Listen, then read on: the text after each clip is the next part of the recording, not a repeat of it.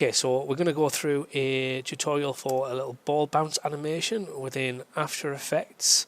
So we'll just scrub that again. This is what we're going to be creating. So to do this, we will be drawing a shape, giving the shape a luma matte, parenting the luma matte to the shape, drawing a dotted line, creating an animation path.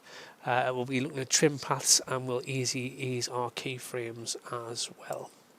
Okay, so let's get started. I've created a new composition here. And if I go to my composition settings, you'll see that this is a 1980 by 1020 composition, and on my timeline already I've got my background here with a ramp applied to it. I've got three boxes, box 1, 2, 3, which are going to be used to bounce the ball on. These items we'll not be doing anything more with, because from this point on we'll literally just be creating the ball and the bounce effect of the ball. So let's start by drawing a shape. So we're going to make sure that nothing else is selected, and we're going to pick our drawing a shape tool. We're going to hold down shift, and I'm going to draw a ball to about the size that I want the ball to appear, and we'll say that's about it. I'm going to make our fill this nice blue colour, so we just click on fill and we make that blue. Okay, I'll use the move tool just to move that around the page, and what I'm going to do is I'm just going to use the pan behind tool to move the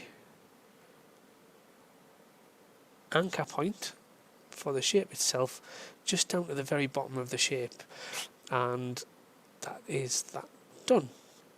Okay, so we'll move that shape now out of the way, because what I need to do next is just create a ramp for that shape, and we do that by going to, well, first of all I'll click on there and I'll change the title of that shape to ball, because that's my ball, and what I want to do is just create a texture for this ball so that it looks a little bit more spherical. I'm going to do that with a radial ramp, so I'm going to go layer, new, solid, any colour solid, it doesn't matter. This is going to be my ball texture, and I'm going to drag a radial ramp onto there. I'm going to make sure that ramp is set to radial, and I'm going to move this down, and I'm going to move that up, increase the ramp scatter and the blend slightly, and what I'm going to do is I'm just going to set this ball texture to the ball itself by going to track matte. Tell you what I'll need to do, I'll need to move the ball across, and we'll see that I do need to move that anchor point, so grab this and move the anchor point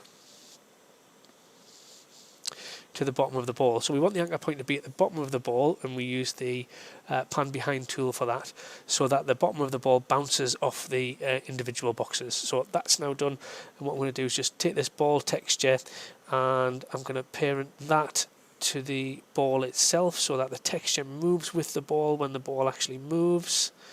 I'm going to do that by using the parent pick whip tool, and then I'm going to say that that needs to be a luma matte for the ball itself, and there we go, that's done.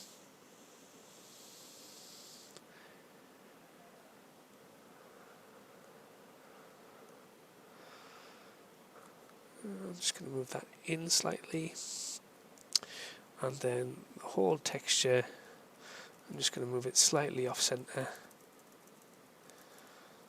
to give it more of a ball look and feel. There we go.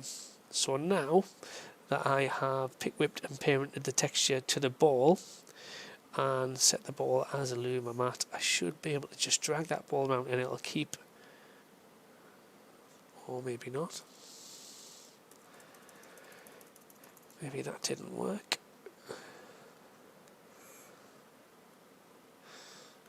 Grab the ball. There we go. And we can see the texture is now linked to the ball itself. I think I was just grabbing the texture there. Okay, so we've got our ball here. We need to create our line next, so I'm just going to click off everything on the timeline, and I'm going to grab my pen tool, and I'm just going to click off the page first because we want our ball to start off the page, and I'm going to click on next point to be in the middle here, our next point to be in the middle of here, our next one here, and our next one off the page over here. You see that that line has a fill to it, so I don't want any fill on the line itself. I'll just remove that. Click OK. I've got a stroke of 5. I'm quite happy with that. But what I want this line to be is I want it to be a dotted line. So to do that, I just go into the shape layer. I'll click on it first. I'll hit return. And I'll just call it my dotted line. And then I'm going to go into dotted line because obviously it's not dotted as yet. And I'm going to go contents. And I'm going to go shape. And I'm going to go stroke. And the first thing I'm going to do is I'm just going to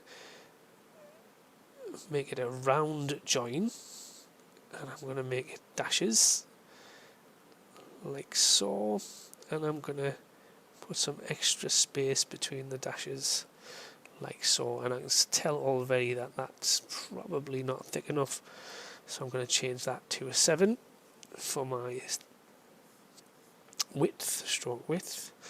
And we can see that now I have my dotted line going along, but obviously it's not the right shape, it's not the path that I want, so I need to change that path so that it's not straight. So to do that I need to go to my pen tool here and convert the vertex of the path itself within the dotted line. And I do that just by double clicking on there.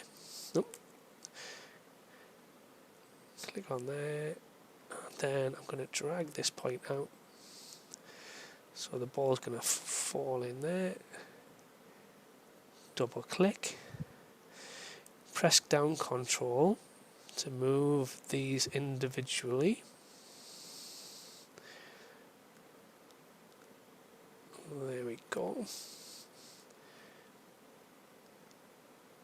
Again, hold down Control to move these individually.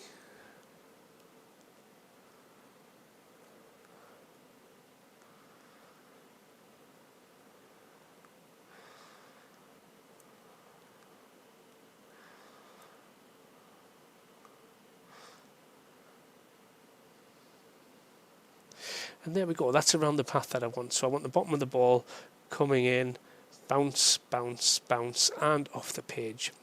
So what I need to do next, now that I've got my line into the shape that I want to go to find the path of this dotted line. So I go into dotted line, content, shape path, and path 1, and I copy that path out of there. And then I need to go to my ball, and I need to go transform, find the position of the ball, and hit Control V to paste that path in. And we'll see that that path has been pasted in. We can see that that's going across the page exactly how I want it now. But as you can see, my keyframes are a little bit out from the start, so I want them to start at the beginning. So there we go, I've moved them across, and what I'm also going to do is I'm just going to ease those keyframes by highlight them all, right click, go to keyframe assistance, and ease. Okay, so we now have our ball coming in, bouncing, and it's being eased, but as you can tell the line isn't following the ball. So what we need to do is we need to take our dotted line. We've already taken the path from it, so we can move the line now, and all I'm going to do with the position of this line is I'm just going to move it up slightly so that it's in the middle of the ball as it's bouncing.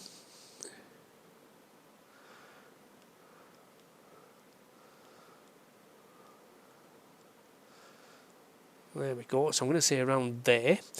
Okay, so that line's going to appear on, but we want the line to appear on as the ball moves. So what we're going to do next is just within here, we're going to go to add next to contents, and we're going to add some trim paths. Okay, and what within the trim path settings, we have the option to adjust the start and end of this path, as you can tell.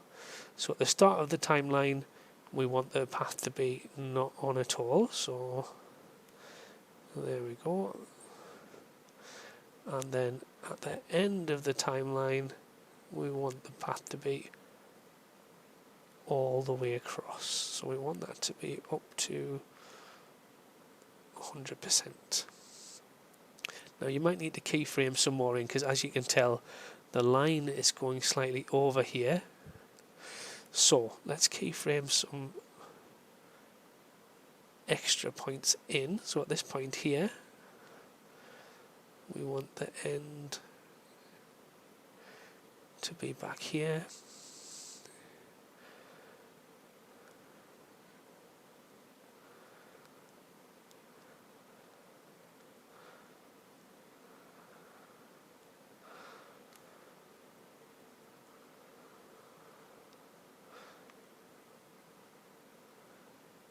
And that looks pretty good. Okay, so let's have a look at our animation now that we've just created. Have our ball coming on and going off. Of course we could adjust those keyframes a little bit more for the trim paths, but that looks pretty good, and that is a bouncing ball within After Effects. Many thanks for watching.